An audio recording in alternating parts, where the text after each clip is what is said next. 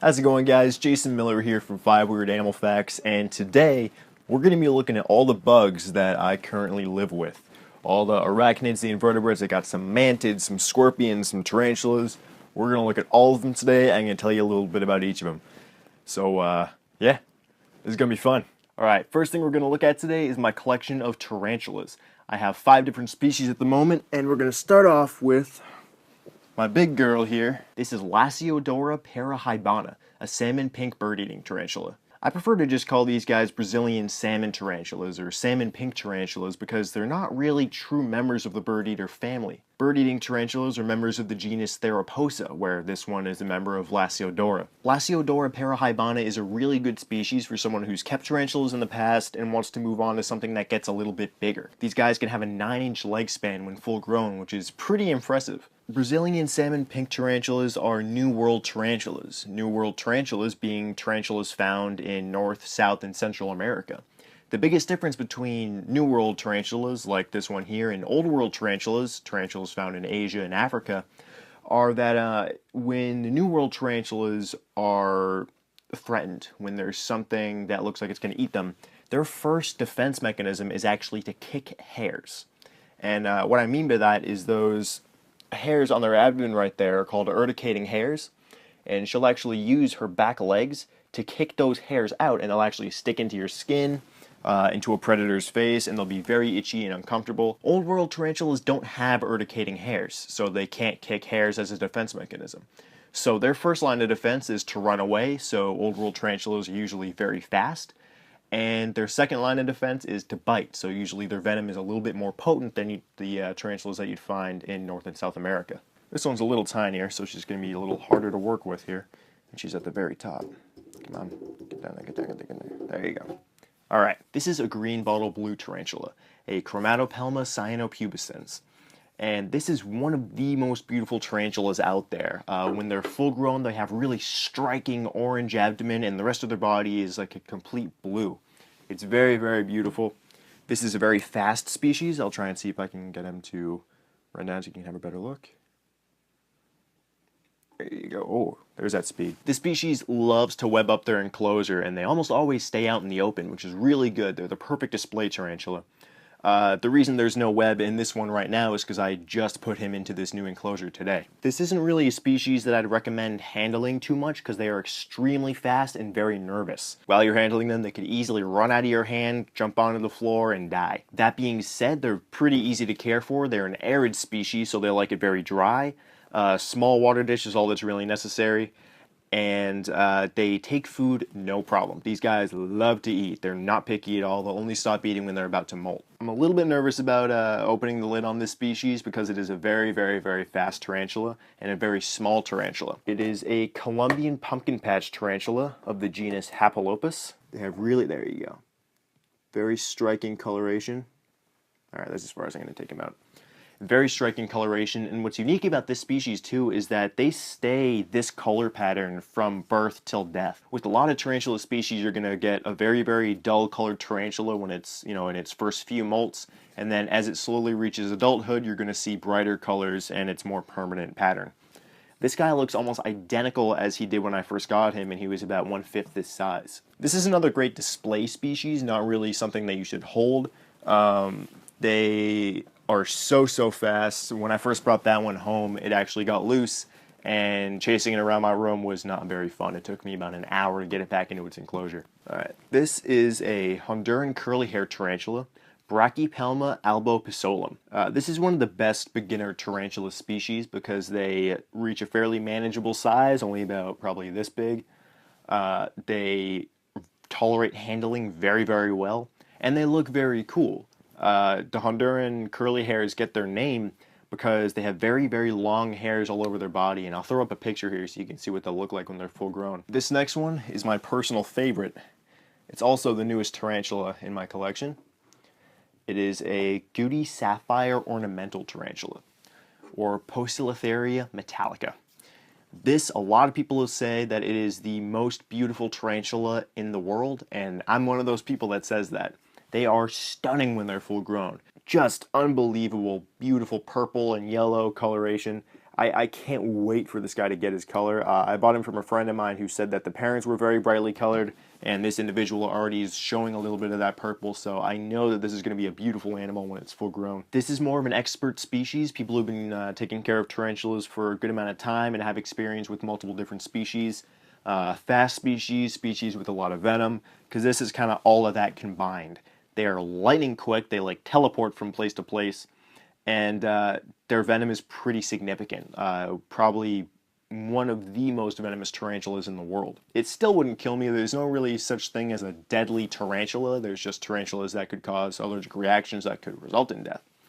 But this would be one of the most painful bites of any tarantula out there. And I was so psyched to bring this guy home from the New England Reptile Expo last weekend, because it's a species that I've always loved and I've always wanted to work with.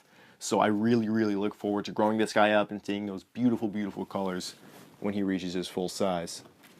So that's about all I got for tarantulas. Now let's move on to the true spiders. I currently have two animals that can be classified as true spiders. One of them is over a year old now, and I've actually had it since it was a little baby. It is a western black widow spider, Laterodectus hesperus. Let me see if I can get her a little more out in the open. I bred some western black widow spiders last year, and this is actually the only baby that I have left. I sold the others. But black widows are really cool because they're just pet rocks, really. They don't do a whole lot. They just kind of make their big, very complex looking cobweb and then eat until they're full grown, and then stop eating when they've reached sexual maturity and just wait to have sex and die. It's a pretty exciting life. When you think black widow spider, you're probably thinking a very deadly, dangerous species. But the truth is, there hasn't been a death from a western black widow since the 50s. And the reason behind that is because of medical advancements since then. And also, it's just very rare to be bit by one of these. They have a really bad reputation, but in reality, the only time people get bit is when they accidentally put their hands near a black widow female who's guarding her eggs. But like I said, these guys are not deadly. Healthy adult should have nothing to worry about. If they get bit, it's going to be very painful, and it results in severe abdominal cramping for as long as 48 hours, but not death, unless you're allergic. Again, with every animal I say, the venom is a certain, does this and this. If you're allergic, it's different. Here, let me do something real stupid for a second. Please don't try this at home. I'm just trying to prove a point about their aggression when they're not taking care of their kids. But if I just kind of wiggle my finger right next to her on the web, she doesn't even care. Messing with her stuff. Give her a little poke. I got nothing to worry about. Let's move on now to another species, one that I definitely will not put my fingers in the cage of. Because if I do, that might be the end of 5 Weird Animal Facts. These two are six-eyed sand spiders. This is an adult and this is a little baby. So the effects of six-eyed sand spider venom on humans isn't 100% known, just because nobody's ever been killed by one.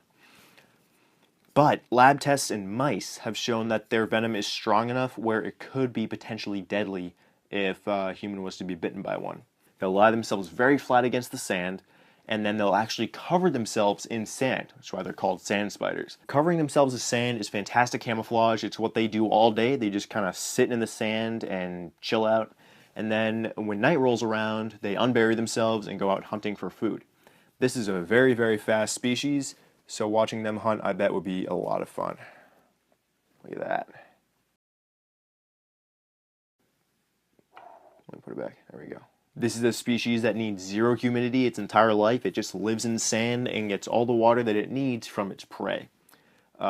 So very easy to care for, kind of like the black widow. It's just a pet rock, but I don't recommend it to anybody unless they have a pretty good experience with venomous spiders, because, like I said, it's a potentially deadly species, so don't mess with it unless you know what you're doing. Alright, so that's it for true spiders. Now let's move on from that to scorpions. So scorpion number one is an Asian forest scorpion. And this is a species that is very similar to the emperor scorpion, which was for a long time the most popular scorpion in the hobby. But import on the emperor scorpion has actually been banned. So right now, emperor scorpions are a bit more expensive, and these guys have kind of taken the forefront as the most popular pet scorpion species. And they look very similar to emperor scorpions. They don't get quite as big. You're looking at an adult right here. This venom on this species is not bad at all. It's like a bee sting. The claws probably hurt just as much. One way you can tell whether or not a scorpion is very dangerous is the size of the claws in relation to the size of the tail. If the tail is very thick and the claws are very thin, you're probably looking at a very venomous species because they don't need all that claw strength in order to kill their prey. If the tail is very thin and the claws are very thick, like this species, you're probably looking at something that's not going to do you too much damage. The thing I love most about scorpions in general is the fact that their exoskeleton glows under black light. I think I showed this off in my Africa video. And one of my favorite things to do when I was in South Africa was at night I'd go outside with a black light and look for scorpions. They have sensory hairs on their pedipalps, their claws, and that's one way that they sense prey. And when they do sense prey, they grab it with those claws. If it's really big prey, they'll also use the stinger to immobilize it. If it's smaller prey, they'll just use their claws and eat it straight up like that. So we'll carefully put him back. Putting them back is almost the hard part. Ooh, that was close. All right, scorpion number 2 is Pandinus cavamanus. I might not be saying that correctly, but who cares? It is the Tanzanian red claw scorpion. This one is a little bit aggressive, so I'm not going to take him out. But I will kind of disrupt his cave so you can see him. This is more of a burrowing species, so I keep a hide in there to make sure that he's always covered. They will come out at night to hunt and drink. The sting on this guy is a little bit more potent than the Asian forest scorpion. It's going to hurt a little bit more. Still, doesn't warrant a hospital visit. It's just going to suck a little bit. Both of those scorpions were pretty plain looking. They're just black, right? This is much better. This is, I think, my favorite scorpion that I own. This is a Florida bark scorpion, Centroroidus gracilis. This one just molted yesterday, actually, so the color is a little bit more vibrant than they'd usually be. Very long tail on this guy, pretty thick tail, very thin claws. Their venom is a little bit more potent, still not deadly, but this will be a very painful sting. Relatively small species. This isn't full grown. It's going to get probably 3 times this size. But what I love about these guys is that awesome coloration that they have. Really, really beautiful animal. Found right in Florida, so they need a little higher humidity and a bit warmer temperatures. I actually had 2 of these originally because they're supposed to be a communal species. They're supposed to be able to live together. But I came down here one day and I saw one very fat Florida bark scorpion and one missing Florida bark scorpion. So this guy decided to eat his brother. I'll be honest, I have never held this scorpion before, but just for you guys, I'm going to try it out. Boom, look at that. God, he's beautiful. Very non-aggressive. I expected a little bit more aggression from this one, but he's being very, very chill. All right, that's all I got for arachnids. Now let's move on to insects, which personally I'm a bit of a bigger fan of. We'll start off with these guys right here. These are very small, so they're not going to look too impressive. Cockroaches, until they reach their full size, all look pretty much the same. These are orange head cockroach nymphs. Nymphs meaning babies. This is a species that cannot climb glass, so they make a great pet. And they also look really cool and really exotic when they're full grown. I'll throw up a picture. So I got 3 of those. I'm going to go through these ones quick. Next, these are really, really cool. This is probably the most beautiful cockroach I have. These are question mark roaches, Theria olegringini. And they look more like exotic beetles than they do cockroaches. They're just so beautiful with that strange pattern. One thing that's kind of special about this species is that they do need a lot of leaf litter because they'll actually chew on those decaying leaves, and that takes up a good portion of their diet, as well as rotting greens and fruits and veggies. My personal favorite is the giant cave cockroach, Blabberus giganteus. And it's called that because it's really freaking big. These guys make great pets. They're very relaxed. They don't mind handling that much. And this is another one that cannot climb glass. So it's really good if you have a terrarium that you're worried about, you know, breeding them and then the babies all escaping and infesting your house. They can't do that. Alright, this guy was a big hit in my last room tour video. It is the grub of an eastern Hercules beetle. So he has changed in shape a little bit. He is looking like he's getting closer and closer to pupating.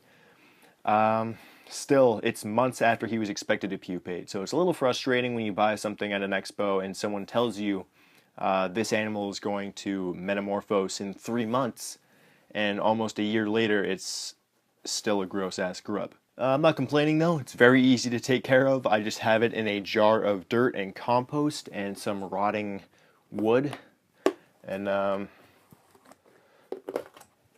that's where it lives. So I basically have a jar of dirt until this guy decides to turn into a beetle. Alright, I'm going to show you guys the newest insects that I've really gotten into recently, and I'm quickly becoming obsessed with them. Stick insects. These are Anam stick insects, Meteoroidea extradentata, and I can actually take one out because they're pretty chill. This species eats oak leaves and bramble, some hazel, and during the winter when none of those are available outside, I feed them kale, and they love kale. It's the only leaf that I've given them that isn't really part of their natural diet that they've taken, and I don't like the fact that I have to give them something that's outside of what they're naturally supposed to eat, but at the same time, nothing else is available. You know, everything, we're in New Hampshire, so the snow prevents me from going outside and picking oak leaves, which I do when it's warmer out. So I give them their natural diet then. But let me just grab you. I know, sweetie, I'm sorry. Something that's really cool about this species and a number of other species of stick insect is that all of them are females, in captivity especially. They are parthenogenic, which means that the females lay eggs without being fertilized by the males. And what that does is allows faster reproduction, but it also prevents evolution from occurring. There are no mutations in the gene pool because they are all genetic copies of their mother. So when this one lays her eggs, which she should, hopefully soon, everything that hatches out is going to be an exact genetic copy of her. There are very few animals that practice parthenogenesis just for that very reason, is it prevents the species from moving forward. These are nocturnal, so during the day they'll just kind of hang out and stay completely still outside on their preferred plant of food. And then at night they'll start moving around a little bit more, looking for food and chomping on some leaves. And there's a bit of a worry in North America especially with stick insects as being an invasive species. They are invasive in some states. New Hampshire, it's not a big deal. If somehow this female did get out, lay a bunch of eggs, they're not going to last too long. New Hampshire is just too damn cold for this species. And one little cold snap, as soon as it gets under 70 degrees, they're going to die. That being said, importing them into the country is illegal. And I believe for some states, crossing state lines with them is also illegal. But I bought these in New Hampshire. They've been captive bred for many generations, so I'm not too worried about it. They're just so cool, man. Like I said, I'm becoming obsessed with stick insects. So I'm going to have to try and find some more, I think. I have 4 of them, and they like a good amount of ventilation, and they don't need really, really high humidity. I just kind of spray their leaves down every time they eat. They also get a little drink, and they also have a little place for the adult females to lay their eggs. A little bit of dirt here. So that's the Anam stick insect, and these are giant thorny stick insects, Trachyeratoan bruickneri. These guys are a little bit easier because they can survive off of a diet of ivy as well. So you can see the ivy has a lot of bite marks on it. I have some kale in there for them also just to give them some variation. But these I just got recently. Same thing, captive bred for many generations, bought in the state of New Hampshire, so I'm good legally. And they're very small right now. They'll get about 5 inches long when they're full grown. So they don't get as long as the Anam stick insects, but they get much thicker. They are very bulky. They're a very, very chill animal. They're just going to pretty much do this all day. Stand completely still, and at night they slowly move around on their food plants and chew on the leaves. This species needs a little bit more humidity, which is why I have them in a critter keeper that has plastic sides, so there's less ventilation and it keeps in more moisture.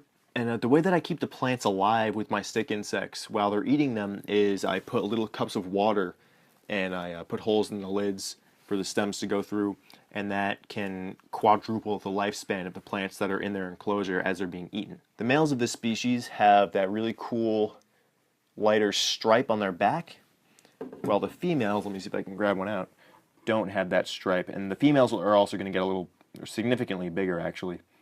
And this species is not parthenogenic. They require a male and female to reproduce. And it's really funny because when they reach their full size, what happens is the females will walk around and the males will climb onto her back. And they will be a mated pair, and the females will just walk around for days and days and days with the male just riding on her back.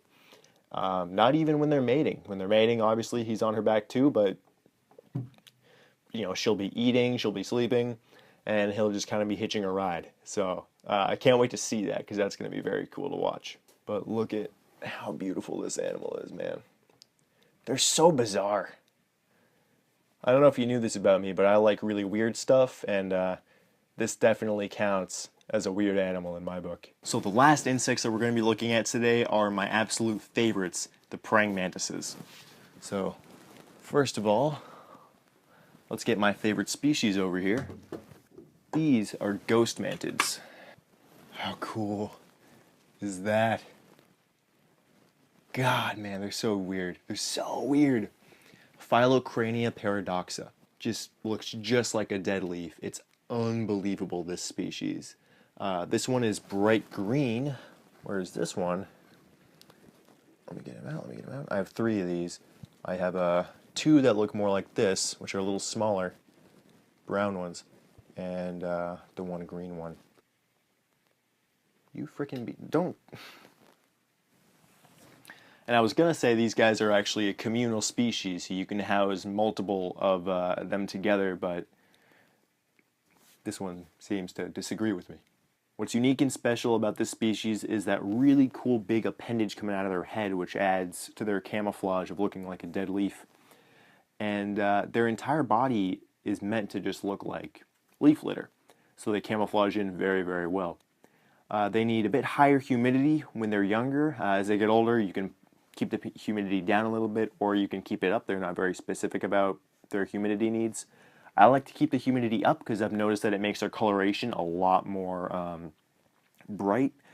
The green one I've kept very humid its entire life, and I think that's kind of why it's got that green color. I've heard rumors on the internet that say that Phylocrania paradoxa will turn green if their environment is left humid enough.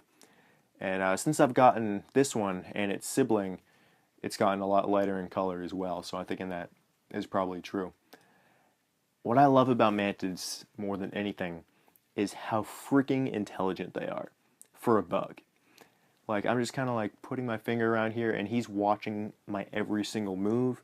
This is the only invertebrate that I've ever kept that when you look at it, it looks right back at you and is trying to figure out what you are and what you want. The same way that I'm looking at him and trying to study him, he's looking at me and trying to study me. And I think that's really, really special. This is an African twig mantis, Popa spurca. Here is a smaller one. You can tell why they're called twig mantids. He blends right in with that twig. This is a really good beginner species of mantis because they require 0 humidity. All the moisture that they get from their food, which is crickets mostly. These guys will eat crickets. When they're younger, they'll eat fruit flies and pinhead crickets. But at this size, he's already eating adult crickets. And look at that camouflage. If you walk past a tree with a bunch of branches like this and saw this, you wouldn't even notice that it was an insect. Really incredible. So that's what the smaller one looks like. I think this one has about 2 more molts to go and then it's going to reach its full size. And when it does, it'll look like this. Alright, and here's another one of my favorite species. You'll probably hear me say that a lot. Hierogula membranacea. And Got these guys from Treetop Reptile. Check him out, really awesome mantis breeder. But here he is. And the reason that I'm showing you all three of these is because they are very different. They're all the same exact species, Hydrogela membranacea, but they're different color morphs. It's a lot like ball pythons. They have different morphs and different color patterns. This is a purple morph, or I think they're called purple phase. They're not really morphs, technically. But not nearly full grown. He'll reach, oh man, over 5 inches. I know that, 5 or 6 inches. They're massive. Their common name is giant Asian mantis because they are giant when they're full grown and really, really fun to care for. So this one is a beautiful purple color. This one I just got recently, and he's still a little baby. It's the golden Hydrogela membranacea. So he's really goldish yellow color, which is very beautiful. I can't wait for him to get full grown. And this one is a blue phase Hydrogela membranacea. Beautiful. This is a little closer to what they normally look like in the wild, that greenish blue color. That is usually much more green, but because this is a blue phase, it's going to be more aqua color. And I can't wait for this one to get bigger because it's going to look really, really pretty. And I'll be able to, depending on which one of these are males and which ones are females, I'll be able to mix and match and create some really cool looking babies. Because I'm really interested in finding out how that works genetically, as far as what colors are passed on, if the mother is a purple and the father is a blue, or the mother is a golden and the father is a purple. What ratio do those babies come out in? So that'll be really fun to play around with as far as breeding them is concerned, and they're just a really beautiful species. The fact that they come in so many different colors, but they're all still the same species, same locality, is very, very cool. So this is one of the newest species I got as well. This is a violin mantis. This I'm super excited about because it's a species that I've always wanted to care for. They're so bizarre looking. They're so skinny. These guys are built to eat prey that flies. So I have a bunch of fruit flies for him when he's this size, and I have some larvae for blue bottle flies when he reaches adulthood. And I'll try to get him to eat crickets as well, just because it'll be a lot easier to obtain crickets than flies. They need very, very dry space, and they also need it to be very, very hot. In order to reproduce, they need temperatures of around 100 degrees, and normally they just like between 85 and 90 degree temperatures. So you'll need a heat lamp or a heat pad for this species, but totally worth it because they're so bizarre looking, and they're really, really cool. They have awesome personality. Alright, these next three are super tiny, so I'm just gonna keep the vials all up here. This is a South American deadleaf mantis. South American deadleaf mantis obviously gets its name because it looks like a big dead leaf. They like very high humidity, and man, that's about it. This is beautiful. This is a Indian flower mantis. This is a very small species, but a very, very beautiful species.